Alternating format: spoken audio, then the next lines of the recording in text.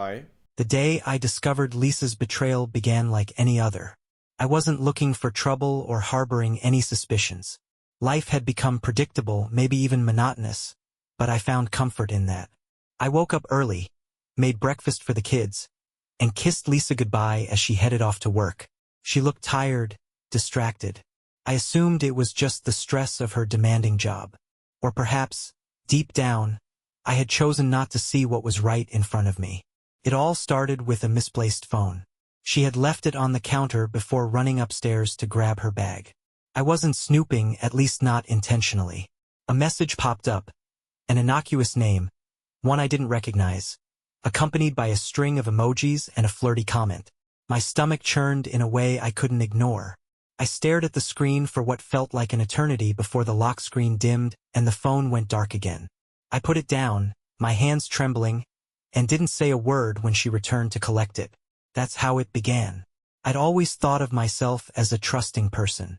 Suspicion didn't come naturally to me, and I liked it that way.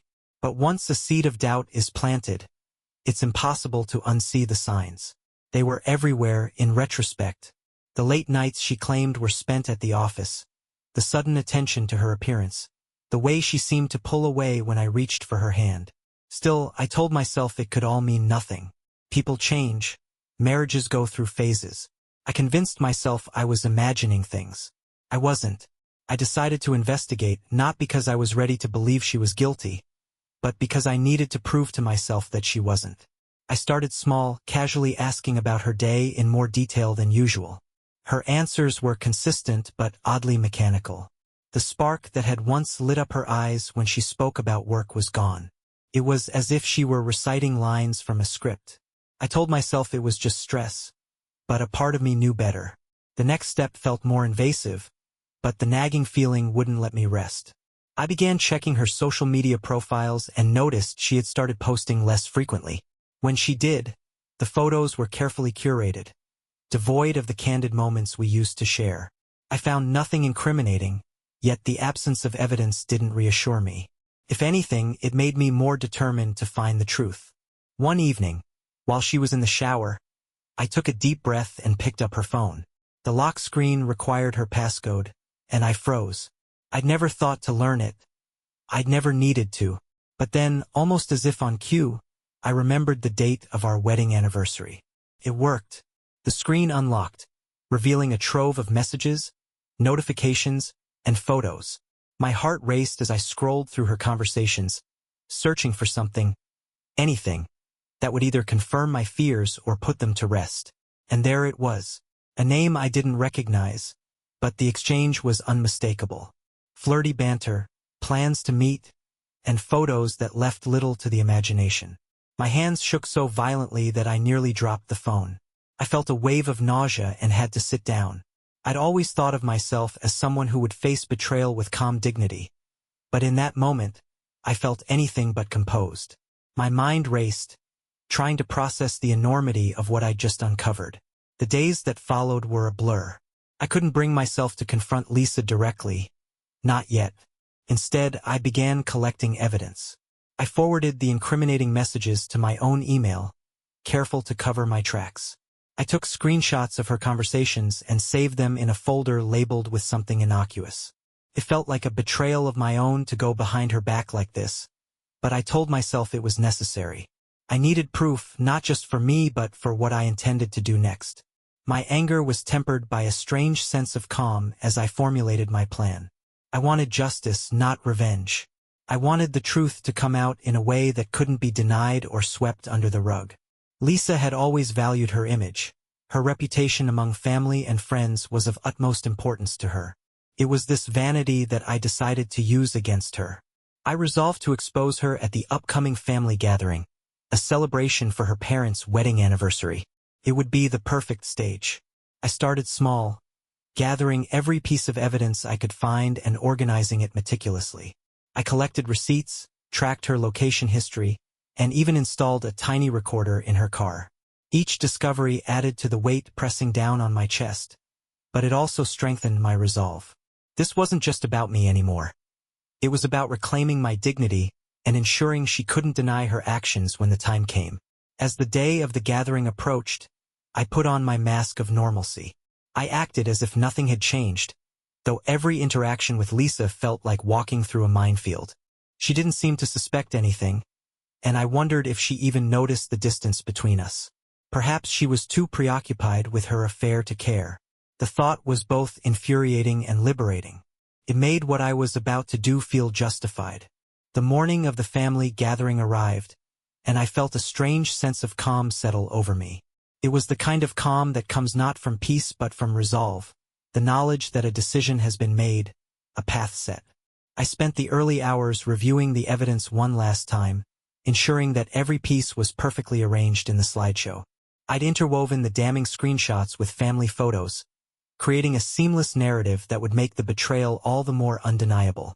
Lisa was in a cheerful mood, seemingly oblivious to the storm brewing just beneath the surface.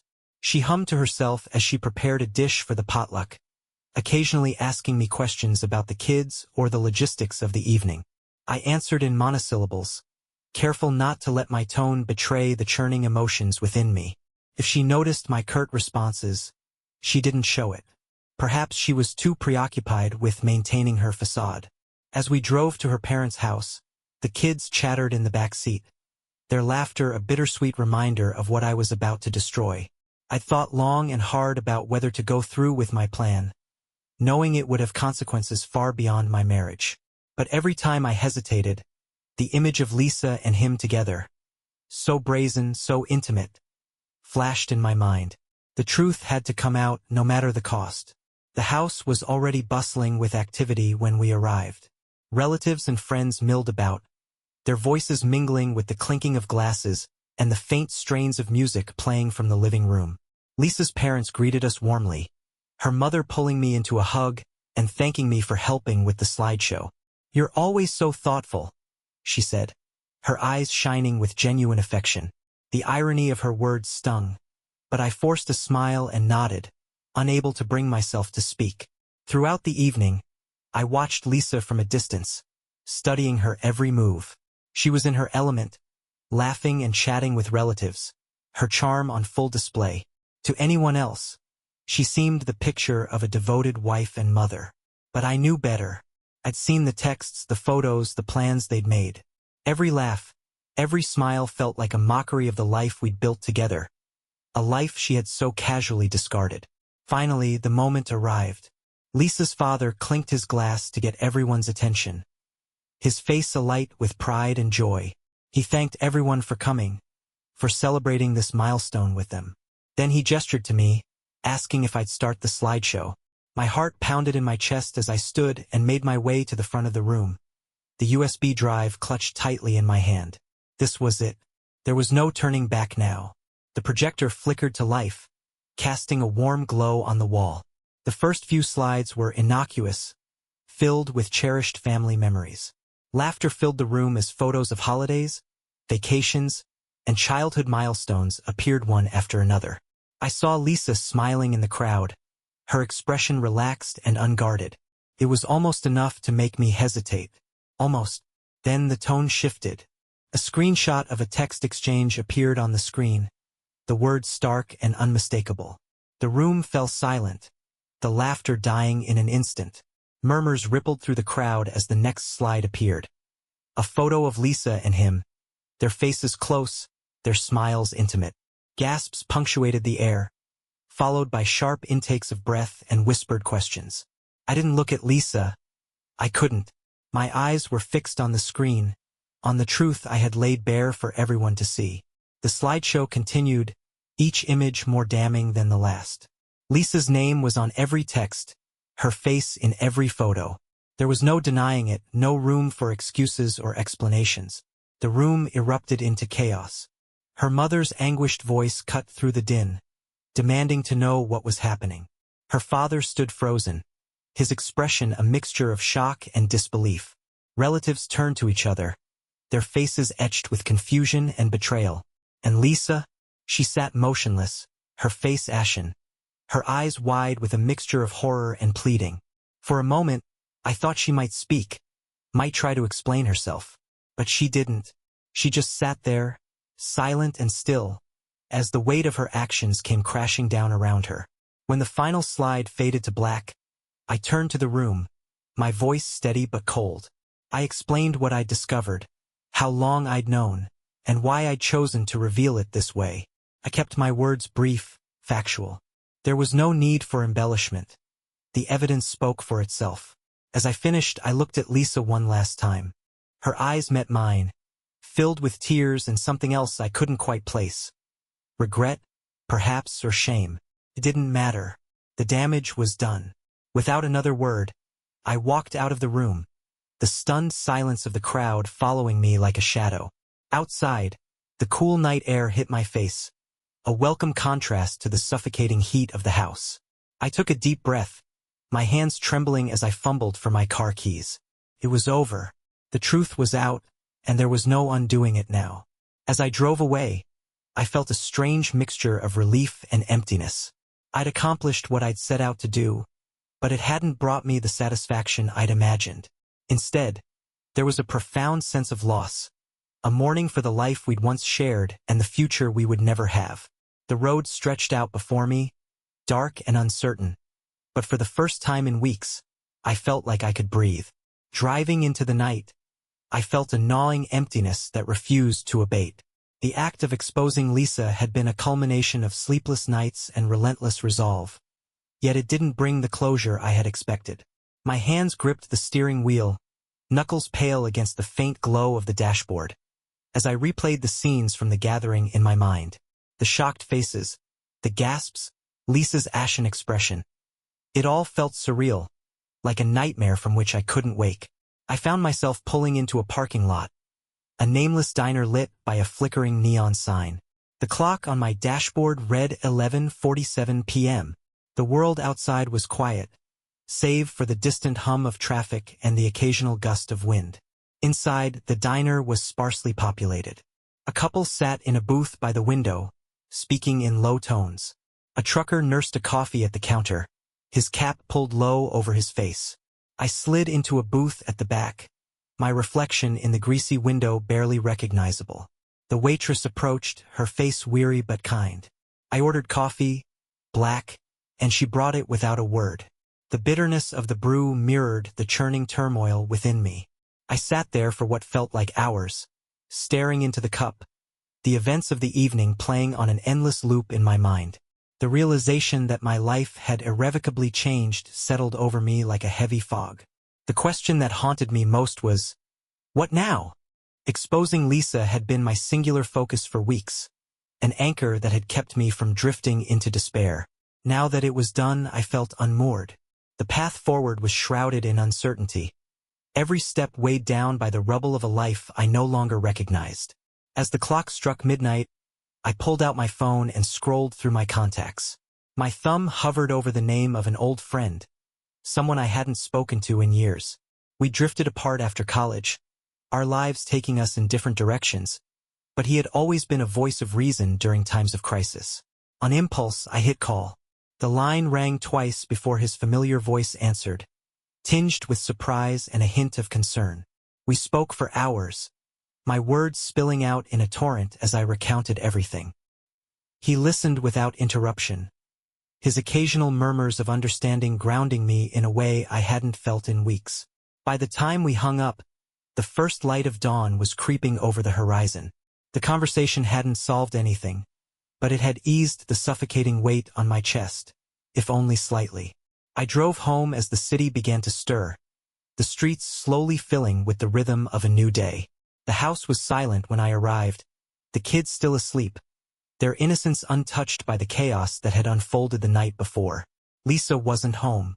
I wasn't sure if she'd stayed at her parents' house or gone somewhere else, and I didn't particularly care.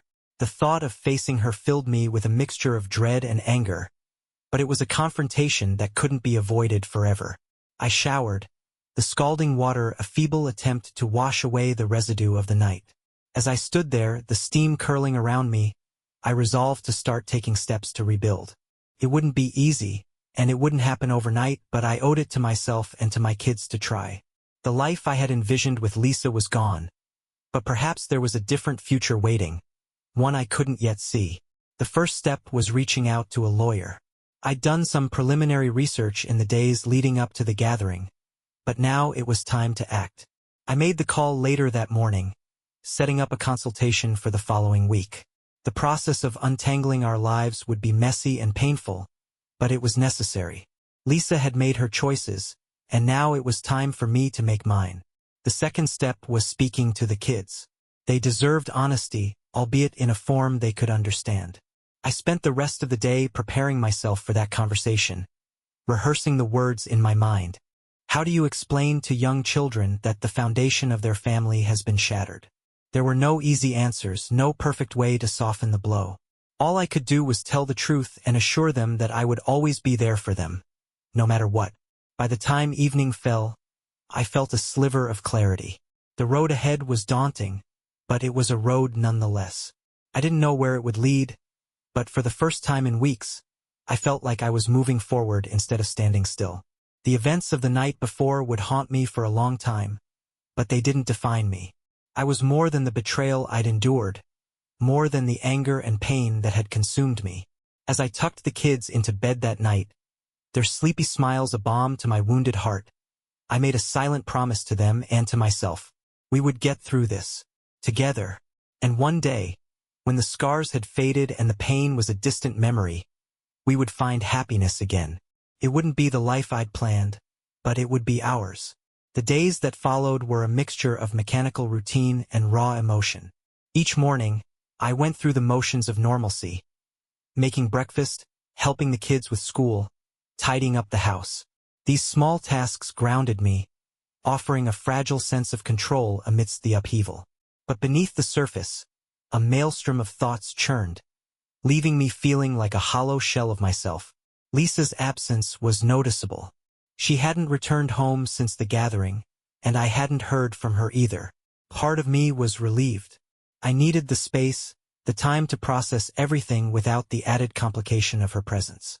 Still, there were moments when the silence of the house became deafening, and I found myself wondering what she was doing, where she was, and whether she was feeling the same weight of our shattered lives. My lawyer's consultation came faster than expected. Sitting in the dimly lit office, I explained the situation in as much detail as I could manage. The lawyer, a no-nonsense woman with sharp eyes and a calm demeanor, listened attentively, occasionally jotting down notes. She laid out the process, the paperwork, the division of assets, the custody arrangements for the kids. Each word felt like another brick in the wall separating the life I had known from the uncertain future ahead.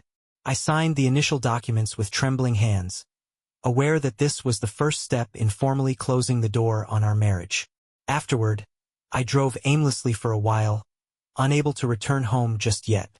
My thoughts drifted to Lisa, to the life we had built together, and to the countless moments that had led us to this point. I found myself parked outside the park where we'd taken the kids so many times. The sight of the empty swings swaying gently in the wind brought a lump to my throat. The memories were everywhere, woven into the fabric of my daily life, and I wondered how long it would take for them to fade. It was during one of these aimless drives that I finally heard from Lisa. My phone buzzed with a text message, her name lighting up the screen. My stomach knotted as I hesitated before opening it. She wanted to meet, to talk. Her words were carefully chosen, but I could sense the desperation behind them.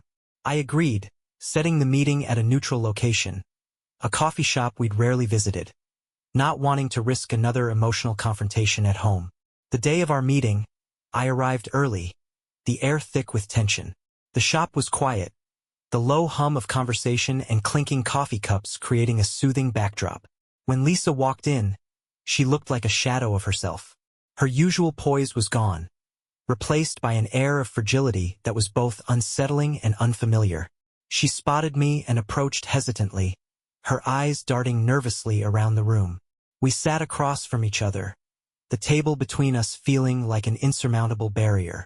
She started to speak, her voice trembling as she tried to explain, to apologize. She talked about feeling trapped, about the pressures of work and family, about how she had lost herself somewhere along the way. Her words tumbled out in a chaotic stream, and I found myself alternating between anger and pity. She seemed genuinely remorseful, but it was hard to reconcile her words with the betrayal that had upended our lives. When she finally fell silent, I took a deep breath, the weight of my own thoughts pressing down on me. I told her the truth, that I couldn't see a way forward for us, that the trust we had once shared was gone, and that I needed to focus on rebuilding a stable life for myself and the kids. My words were measured, deliberate. I didn't raise my voice, but the finality of what I said hung heavy in the air between us. Lisa's eyes filled with tears, and she nodded, as if she had expected this but hoped for a different outcome. We discussed practical matters, her involvement with the kids, how we would navigate the logistics of separation. It was a painful conversation, but it was necessary. By the time we parted ways, there was a strange sense of closure, though the ache in my chest remained. In the weeks that followed, Lisa began to visit the kids regularly. She stayed at her parents' house, giving us the space we needed, but she made an effort to be present for them. I could see the guilt in her eyes every time she came by, the way she tried to overcompensate with hugs and gifts. The kids, resilient as they were, adapted quickly, though I knew they sensed the tension that lingered between us. As for me, I threw myself into the process of rebuilding. I reconnected with old friends, started therapy, and focused on creating a new sense of normalcy for the kids. It wasn't easy, and there were days when the weight of it all felt unbearable. But slowly, I began to see glimpses of light through the cracks. Moments of laughter with the kids, the warmth of a friend's support, the quiet satisfaction of small victories. These became my lifelines, pulling me through the darkest days. One evening, as I sat on the couch watching the kids play, I realized that I was beginning to heal. The scars of betrayal would always be there, a reminder of what I had endured, but they no longer defined me. The future was still uncertain, but for the first time in a long while, I felt hope, fragile and tentative but real. It was enough. Months passed, and life began to settle into a new rhythm. The initial chaos of the separation gave way to a semblance of stability, though the memories of that night at the gathering still lingered like a shadow. I threw myself into work, parenting, and therapy, each offering its own kind of solace. The kids adjusted remarkably well, their resilience a constant source of inspiration and strength for me. Lisa's visits were regular, though brief, and always tinged with an unspoken tension that neither of us could fully address.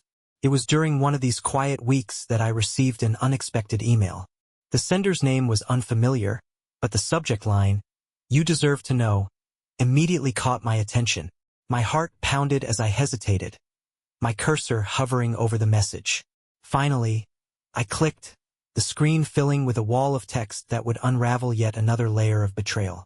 The email came from a woman I'd never met, but her story was painfully familiar. She introduced herself as someone who had been in a similar situation, a stranger reaching out in solidarity.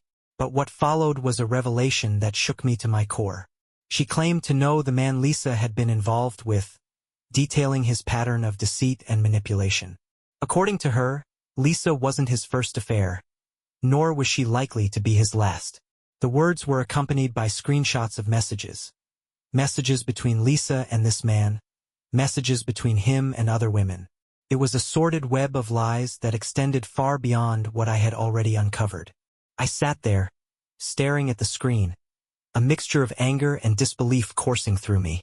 The betrayal I'd thought I had come to terms with suddenly felt fresh, raw, as if the wound had been torn open once more. It wasn't just about Lisa anymore.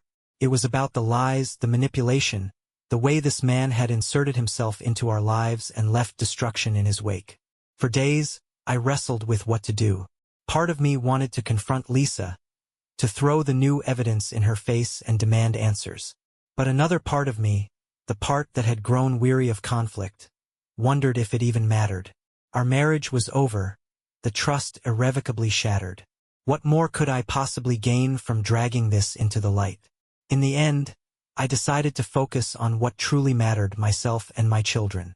I forwarded the email to my lawyer, ensuring it was documented, but I chose not to engage Lisa directly. The decision felt anticlimactic but also liberating. I was done being ensnared in her lies, done letting her choices dictate my emotional state. It was time to move forward, to let go of the anger that had held me captive for so long. The turning point came one crisp autumn afternoon. The kids and I were at the park, their laughter ringing out as they chased each other through the fallen leaves. Watching them, I felt a flicker of something I hadn't felt in a long time: peace. For the first time, I allowed myself to imagine a future unburdened by the past, a future where happiness was possible, even if it looked different from what I'd once envisioned. That evening, as I tucked the kids into bed, my daughter looked up at me with wide, innocent eyes and asked, "Daddy, are you happy now?" The question caught me off guard, but I didn't hesitate. "I'm getting there," I said, and for the first time, I truly believed it. The months that followed were filled with small but significant steps. I started volunteering at a local community center, finding purpose in helping others. I reconnected with old hobbies: woodworking, hiking, playing the guitar. Each activity a reminder of the person I had been before the weight of betrayal had settled on my shoulders. Slowly but surely, I began to feel whole again. Lisa's presence in our lives remained, but it took on a new shape. We became co-parents, not friends, bound by our love for the kids but little else. It wasn't easy, but it was enough. The anger that had once consumed me began to fade, replaced by a quiet acceptance. I didn't forgive her, not entirely, but I no longer let the past define me. One evening, as I sat on the porch watching the sun dip below the horizon, I realized something profound. The unexpected twists and turns of life had broken me, yes, but they had also reshaped me. I was no longer the person I had been before Lisa's betrayal, but that wasn't necessarily a bad thing. I was stronger, wiser, more attuned to what truly mattered. And for the first time in a long while, I felt ready to embrace whatever came next. The scars of the past would always be there, a reminder of what I had endured. But they were just that, scars, not open wounds. They didn't hurt anymore. And as I sat there, bathed in the soft glow of twilight, I realized that I was finally at peace. The final chapter of this journey began on a day that seemed ordinary but ended with a revelation that would forever change how I viewed everything that had happened. By now, life had settled into a predictable rhythm. The chaos of the separation, the emotional turbulence, and the uncertainty had given way to a quiet stability. The kids were thriving, my career was back on track, and I felt stronger, more grounded than I had in years. It was a cool winter morning when I received an unexpected call. The number was unfamiliar, and I almost didn't answer. Something, perhaps intuition, made me pick up. The voice on the other end was hesitant but familiar, the woman who had emailed me months earlier with details about Lisa's affair. Her tone was different this time, less accusatory, more reflective. She had something to share, something she thought I needed to know. She told me that the man Lisa had been involved with had left her and moved on to another woman, repeating the same patterns of deceit and manipulation. Lisa had reached out to her, seeking support and understanding, a strange twist considering their shared history with him. In their conversations, Lisa had admitted something that shook me to my core. She had been planning to end the affair months before I discovered it. She had wanted to rebuild our marriage but hadn't known how to confess or where to begin. The gathering, my revelation, had blindsided her, shattering whatever fragile plans she might have had. The woman's words left me reeling. For so long, I had framed Lisa's betrayal as a clear-cut act of selfishness and deceit. Now, a new dimension had been added to the narrative, one that complicated my understanding of her actions and motives. It didn't absolve her of what she had done, but it did make me wonder about the paths not taken, the conversations we might have had if things had unfolded differently. That evening, I sat alone on the porch, the cold air biting at my skin as I tried to process this new information. I thought about Lisa, about the life we had built together, and about the ways we had both failed each other. The anger that had once burned so brightly had long since cooled, replaced by a quiet acceptance. Now, though, I felt something even more profound, a sense of forgiveness, not just for her but for myself as well. The next day, I called Lisa and asked if we could talk. She sounded surprised but agreed. We met at the same coffee shop where we had first discussed our separation, the air between us heavy with unspoken words. I told her what I had learned and watched as her expression shifted from shock to something resembling relief. She didn't deny it. Instead, she admitted that it was true, her voice trembling as she explained how trapped and ashamed she had felt. We talked for hours, not as a couple but as two people who had shared a life and were trying to make sense of its unraveling. For the first time, I saw the depth of her regret, the pain she carried for the choices she had made. And in that moment, I realized that holding on to anger served no purpose. Letting go didn't mean forgetting or excusing what had happened. It meant freeing myself from the weight of the past. In the months that followed, Lisa and I found a new equilibrium. We weren't friends, but we were allies in raising our children and in finding a way forward. The scars of our marriage remained, but they no longer defined us. Instead, they became reminders of the lessons we had learned, the growth we had achieved through pain and perseverance. One evening, as the kids played in the living room and the house was filled with their laughter, I found myself reflecting on the unexpected twists that life had taken. Betrayal had shattered my world, but it had also forced me to confront truths I might have otherwise ignored. It had pushed me to grow, to rediscover myself, and to redefine what happiness and fulfillment meant. As I stood there, watching the kids build a fort out of cushions and blankets, I felt a deep sense of gratitude, not for the pain or the betrayal, but for the resilience it had forged within me, for the love I had found in my children, and for the hope that had quietly, stubbornly endured through it all. Life was far from perfect, but it was mine, and that was enough. The unexpected ending to this chapter of my life wasn't one of reconciliation or revenge. It was one of understanding and acceptance. Lisa and I had both made mistakes, but we had also both found ways to move forward. The road ahead was still uncertain, but for the first time, it didn't feel daunting. It felt open, filled with possibility. And as I turned off the lights and tucked the kids into bed, I whispered a silent promise to myself, to embrace whatever came next with courage, to cherish the moments of joy that life offered, and to never lose sight of the strength that had carried me through the darkest of times. The journey wasn't over, but I was ready for whatever lay ahead. How was the video? Don't forget to like and subscribe for more videos. Leave your thoughts in the comment below. Thank you for watching. Bye bye.